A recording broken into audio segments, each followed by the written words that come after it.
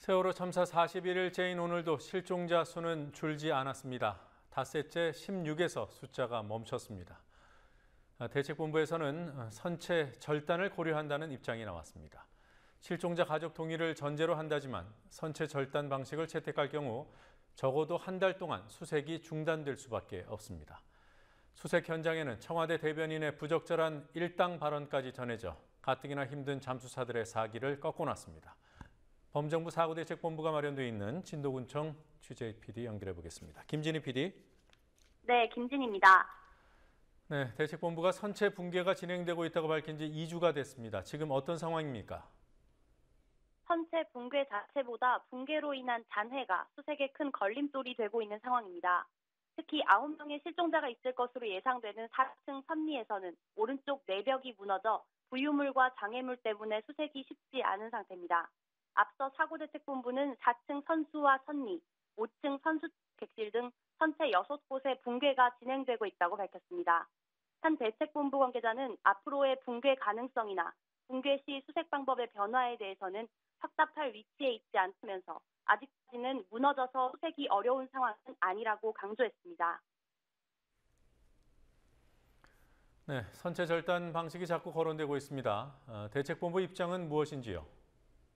네, 사고대책본부는 세월호 선체 4층 바깥 철판을 수중 용접기로 절단한 뒤 선내 장애물을 빼내는 방법을 검토하고 있다고 밝혔습니다. 절단에 대한 논의를 위해 오늘 진도군청에서 실종자 가족이 참여한 대책본부 회의가 이루어졌고 절단 방법으로는 산소 용접과 폭약 터뜨리기 등의 안이 거론된 것으로 전해졌습니다. 대책본부의 고명석 대변인은 충분한 논의를 거친 뒤 내일 실종자 가족들을 대상으로 한 설명회가 예정돼 있다고 말했습니다. 문제는 선체를 절단하는 데 상당히 긴 시간이 걸린다는 점입니다. 대책본부 관계자는 절단에 필요한 기간이 2, 3개월 걸릴 수도 있다고 말했습니다. 절단하는 동안에는 잠수사의 안전을 위해 잠수사들의 수색이 중단됩니다. 적어도 한 달 이상 수색이 중단되는 점을 실종자 가족들에게 설명한 후 가족들의 결정에 따를 것이라고 대책본부는 말했습니다. 무인 로봇 얘기가 또 나오더군요. 투입 방식이나 기종 달라진 게 있습니까? 지난달 21일 투입됐던 미국 민간업체 비디오레이의 원중 탐색 장비 ROV, 이른바 무인 로봇이 그대로 투입됩니다. 당시 무인 로봇은 조류와 부유물 때문에 성과를 내지 못하고 실패한 바 있어서 재투입 성과가 있을지 의문이 제기됩니다. 이번에는 무인 로봇의 케이블을 고무 호스로 감싸서 조류의 영향을 덜 받게 하는 방식으로 투입될 예정인데 왜 지난번 투입 때는 그런 방법을 쓰지 않았는지에 대해서는 지난달 급하게 투입하느라 미처 고려하지 못했다고 대책본부 관계자는 말했습니다. 무인 로봇은 장애물을 치울 능력이 없어 장애물 때문에 선체 절단 논의가 이루어지고 있는 현재 성과를 거둘지 의심스럽다는 의견이 나오고 있고 대책본부 관계자도 이를 인정하면서 일단 모든 노력을 다한다는 의미에서 투입하는 것이라고 말했습니다.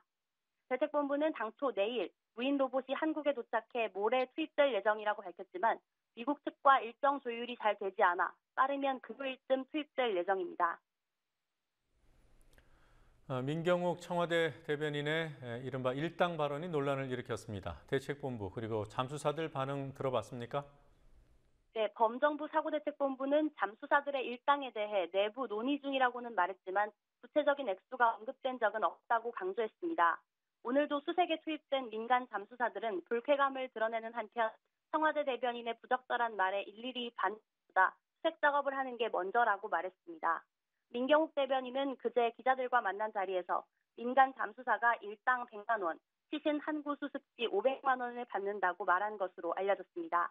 논란이 커지자 민 대변인은 개인적인 생각이었다고 해명하면서 잠수사들의 마음을 상하게 했을까 우려된다며 기자들을 만나 사과했습니다. 네, 그리고 오늘 수색 상황 종합적으로 정리해 볼까요? 어제 풍랑주의보 때문에 중단됐던 수색이 오늘 다시 시작됐지만 희생자를 발견했다는 소식은 닷새째 들리지 않고 있습니다. 물살이 약한 소조기가 어제 끝나고 오늘부터 다시 중조기가 시작돼 물살이 점차 빨라지게 됩니다. 현재 희생자 수는 288명, 실종자는 16명입니다. 지금까지 인도에서 국민TV 뉴스 김진입니다.